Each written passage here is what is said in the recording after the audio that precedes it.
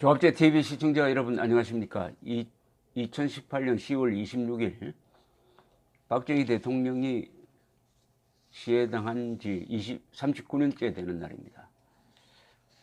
오전 11시를 넘었습니다. 한국갤럽이 매주 금요일 날 발표하는 문재인 정부 국정 지지도 조사가 나왔습니다.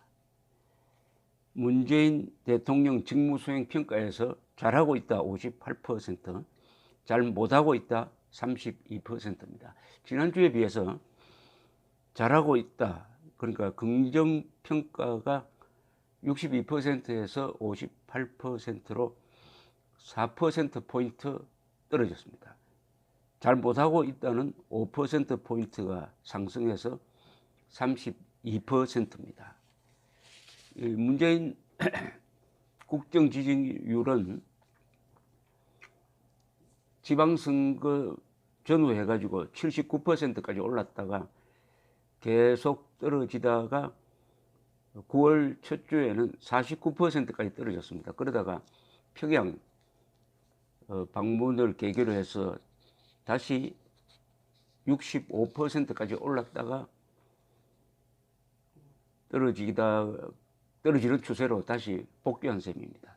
완만하게 떨어지고 있는데 주간 단위로 4% 하락은 크게 떨어진 겁니다.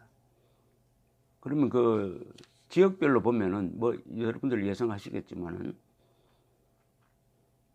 광주 전라 지역의 국정평가 긍정률은 87%나 됩니다. 이것은 김대중 지지도와 거의 비슷합니다. 대구 경북에서만 잘 못하고 있다가 50%로서 과반수고요. 그 나머지 지역에서는 잘하고 있다가 많습니다. 그리고 연령별로는 30대에서 잘하고 있다가 70%로서 가장 높고 60대 이상에서는 잘하고 있다가 47%입니다. 그리고 직업별로는 보면 자영업자에서는 51%가 잘하고 있다, 41%는 못하고 있다. 블루칼라는 57% 잘하고 있다, 34%가 못하고 있다. 화이트칼라에서는 71%가 잘하고 있답니다. 가장 높습니다. 압도적입니다. 잘 못하고 있다는 23%. 가정주부는 잘하고 있다가 48%, 잘 못하고 있다 40%. 학생은 51%가 잘하고 있다, 잘 못하고 있다가 35%. 그리고 무직 은퇴 이 층에서는 잘하고 있다 46%, 못하고 있다 37%. 상대적으로 자영업자, 블루컬러, 가정주부 그리고 무직 은퇴자 속에서 긍정평가가 상대적으로 낮습니다. 그리고 이게 중요한데 이념적 성향에 따라서는 어떻게 다르냐. 내가 보수라고 하는 사람들 가운데서도 문재인 국정 운영 잘한다가 38%나 됩니다. 중도에서는 56%, 진보라고 하는 사람 중에서는 80%가 잘하고 있다, 이렇게 보는 것이죠. 그래서 요약하면은 문재인 국정 지지율이 가장 높은 층은 전라도 30대, 그리고 화이트 칼라, 그리고 내가 진보다라고 말하는 사람들입니다. 반대로 상대적으로 낮거나 절대적으로 낮은 쪽은 대구 경북지방, 그리고 60대 이상, 그다음에 자영업자, 블루칼라, 가정주부, 무직 은퇴자가 되겠습니다. 흥미로운 사실은 자본주의, 시장경제, 자유민주주의의 가장 큰 수혜자인 이 화이트칼라 층에서 반자본주의적이고 반자유민주주의적인 정책을 펴는 문재인 국정 지지율이 가장 높다는 사실입니다. 대통령 직무수행 긍정평가 이유를 보면은 압도적으로 북한과의 관계 개선을 꼽고 있습니다. 34%, 외교를 잘한다 17%. 그 다음에 대통령 직무 수행 부정평가 이유를 보면은 경제 민생 문제 해결 능력이 부족하다 43%. 대북 관계 친북 성향 정책에 대한 불만이 23%입니다. 잘하고 있다의 근거가 되는 북한과의 관계 개선, 외교, 여기서 탈이 나면은 긍정평가율은 떨어지게 될 것입니다. 그러니까 계속 문재인 대통령은 남북 관계를 발전시킨다는 명분으로 한국의 안보 체제까지 희생시키면서까지 어떤 환상을 심어주려는 노력을 계속하고 있습니다. 이 국정평가율이 떨어지면은 국정 운영의 동력이 상실된다는 그런 불안감을 보여주고 있습니다. 정당 지지도도 비슷한 상황입니다. 더불어민주당 지지율이 43%. 두 번째는 자유한국당이 아닙니다. 무당청입니다. 어떤 정당도 지지할 정당이 없다는 거죠. 26%나 됩니다. 자유한국당은 14%, 정의당이 그 비슷한 10%나 됩니다. 이 무당청이 너무 많습니다. 그러니까 자유한국당을 대안 세력으로 보는 사람이 14%밖에 되지 않는다는 것이죠. 그나마 10%까지 떨어졌던 적이 있습니다. 6월 넷째 주에는 10%까지 떨어졌어요. 10%. 그러다가 14%까지 약간 올랐습니다. 이 정당 지지율에서 특기할 만한 것은 내가 보수라고 하는 사람들 속에서도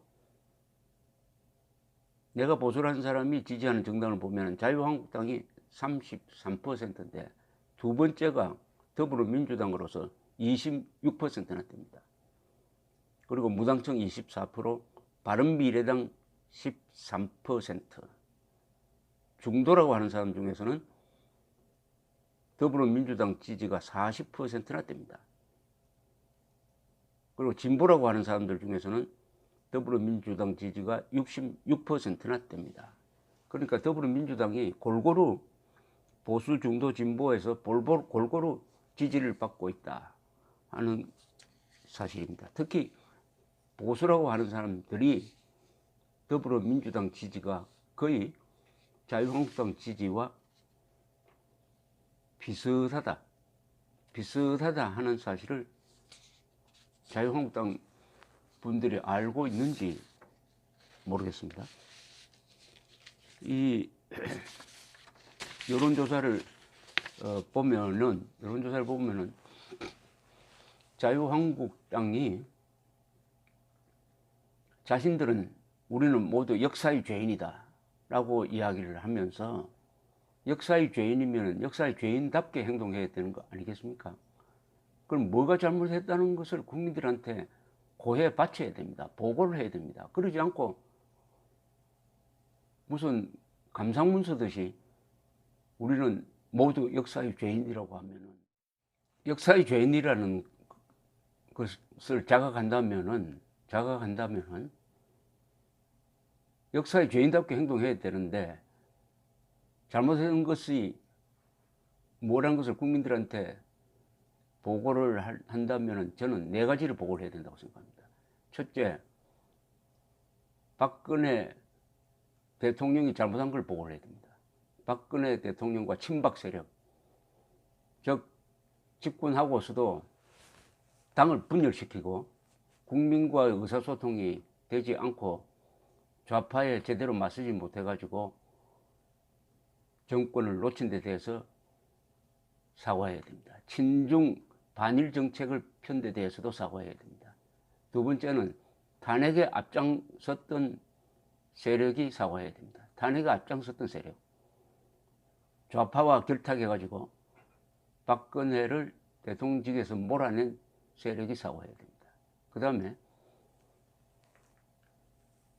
억울한 재판을 받고 있는 박근혜 전 대통령을 자유한국당에서 출당시킨 데 대해서 사과해야 됩니다. 그리고 또 사과할 게 있습니다. 2017년 대통령 선거를 앞두고 반문재인 연합전선을 만들지 못한 데 대해서 사과해야 됩니다. 그때 홍준표, 유승민, 안철수 이 세 사람이 단일 후보를 냈어야 했습니다. 그렇게 하겠다고 탄핵하고 탈당하고 당을 만든 거 아닙니까?